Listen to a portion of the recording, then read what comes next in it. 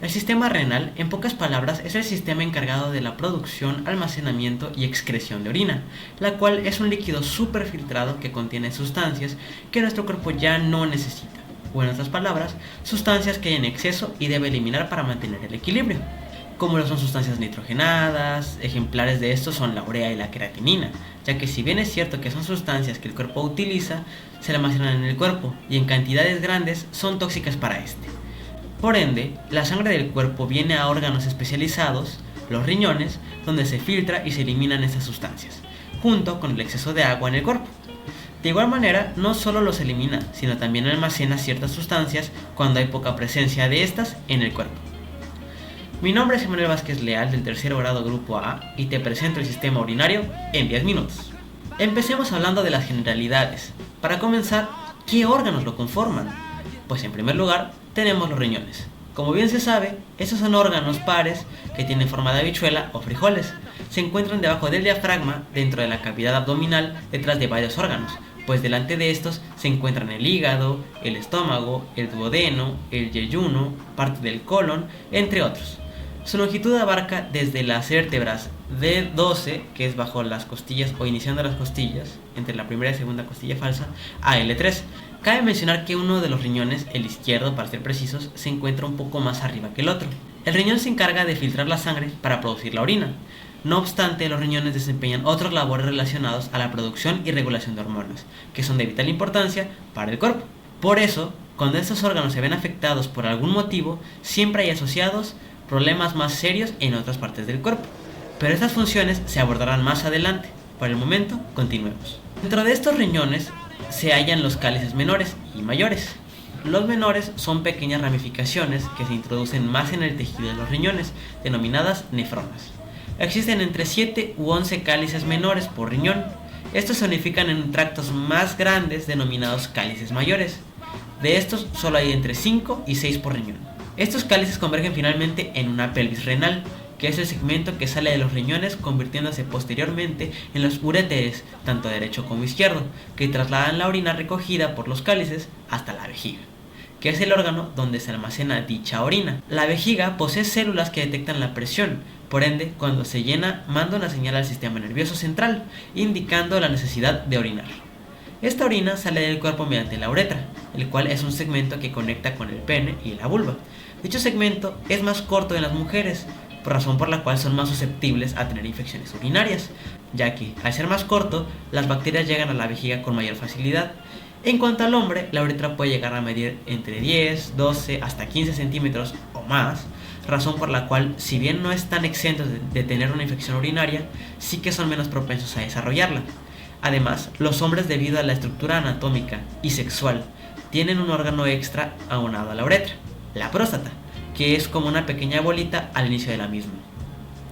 Este órgano no pertenece al sistema renal, más bien pertenece al sistema reproductor, pero de igual manera se menciona porque hay ocasiones en las que el ensanchamiento o crecimiento normal de esta produce una presión en la uretra y con ella la dificultad o dolor al orinar. Con eso hemos mencionado todos los órganos que conforman el sistema urinario. Ahora bien, veamos a detalle el órgano más característico de este sistema, los riñones. ¿Qué acciones desempeñan los riñones realmente? Pues los riñones desempeñan múltiples funciones, como lo son la eliminación de metabolitos residuales y sustancias tóxicas. También se encarga del balance hídrico y electrolítico en el cuerpo, la regulación de la osmolalidad en el líquido corporal, la regulación de la presión arterial, la regulación del equilibrio ácido-base en el cuerpo, la regulación de la producción de eritrocitos, la regulación de la producción de la vitamina D, que más que regularla es más bien sintetizarla en compuestos que el cuerpo pueda asimilar. Y finalmente, la síntesis de la glucosa. Empecemos por los datos básicos. Los riñones constan de dos caras, la posterior y la anterior, dos bordes, el interno y el externo. Finalmente, dos polos, el superior y el inferior. En el superior se encuentra la glándula suprarrenal, encargada de la mayoría de tareas hormonales. Los riñones tienen una entrada, de donde ramifican la pelvis renal y tanto la vena renal como la arteria renal, denominado hilio renal. Dentro de este hilio se halla el seno renal, del cual se hablará más a detalle dentro de poco. Al riñón lo rodea una capa denominada cápsula renal. Dentro de esta se encuentra la corteza del riñón y la médula renal. Entre médula y médula se encuentran los tabiques renales, que se encargan precisamente de separar una médula de otra, Dentro de estas médulas se hallan las pirámides renales, que son precisamente el tejido principal del riñón, las nefronas, quienes se encargan de realizar la filtración de la sangre. Existen de 10 a 12 pirámides renales por riñón. Estos conectan con el seno renal, que contiene los cálices menores y mayores, a donde se vierten los productos filtrados por dichas nefronas, pasando a la pelvis renal y continuando su proceso hasta ser eliminadas del cuerpo en la vejiga. Como mencioné al inicio, en el ilio emergen la pelvis renal y las arterias y venas renales, quienes se encargan de llevar y transportar la sangre que será filtrada o ha sido filtrada por los mismos riñones, además de irrigar la sangre del propio riñón. Ahora bien, sabemos qué acciones hace y cómo se conforma el riñón, pero ¿cómo lo hace? ¿Cómo se lleva a cabo este proceso? Pues como se mencionó antes, este proceso es llevado a cabo en la nefrona. ¿Pero qué es una nefrona? Pues bien, el riñón está conformado por muchas nefronas. De hecho, se calcula que existen 1 millón de nefronas por riñón. Una nefrona consta de una arteria, la arteria renal, la cual se introduce a la cápsula de Bowman, dentro de la cual se encuentran varios vasos sanguíneos acoplados, denominados glomérulo.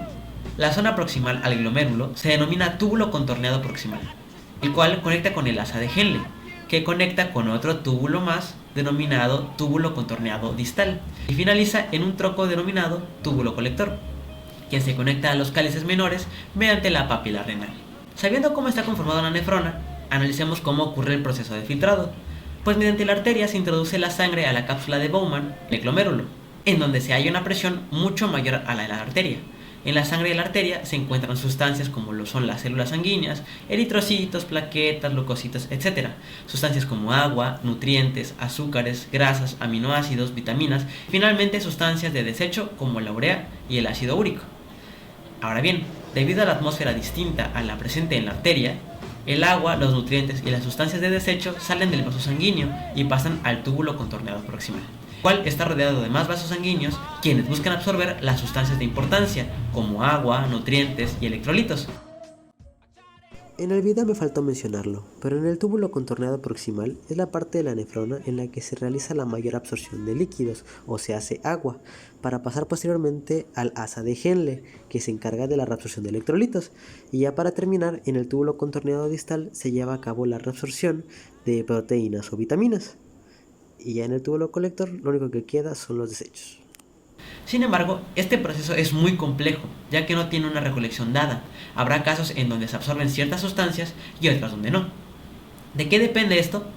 Del cuerpo, ya que esta absorción es selectiva. El cuerpo manda señales adecuadas que interpretan los riñones y permiten o no la salida de sustancias de los túbulos hacia los vasos sanguíneos que pertenecen ahora a la vena renal, y dicha sangre filtrada será redireccionada de vuelta al resto del cuerpo.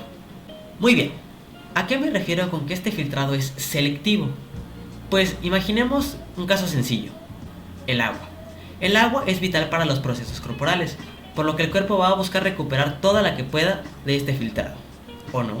Pues imaginemos que somos una persona que bebe mucha agua, más de la que inclusive nuestro cuerpo necesita. Esto no es malo, al contrario, permite una menor concentración de desechos por mililitro de orina, pero el cuerpo no opina lo mismo, ya que este exceso de agua representa una amenaza para la homeostasis corporal.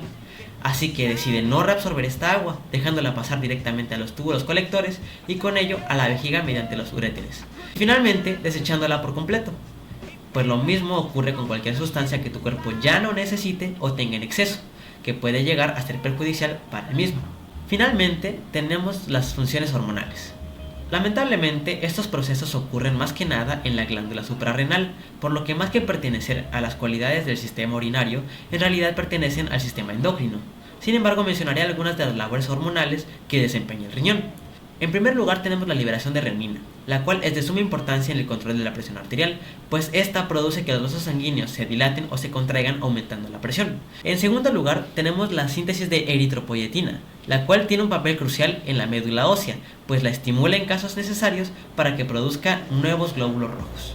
En tercer lugar tenemos el procesamiento de vitamina D, para convertirla en sustancias que los tejidos puedan aprovechar. Finalmente, interactúan con los corticosteroides, producidos en la glándula suprarrenal, que regulan la actividad propia del riñón y la respuesta inflamatoria del cuerpo. Como plus tenemos la producción de adrenalina y noradrenalina. Ciertamente estos no se llevan a cabo en el riñón, sino en la glándula suprarrenal, pero son dignos de mencionarlas. Y ahora sí, hemos llegado al final de este tema. Es un poco complejo, pero gracias a este mantenemos el equilibrio dentro de nuestro cuerpo. Finalmente puedo decir gracias por su atención y espero que esta información les sea útil.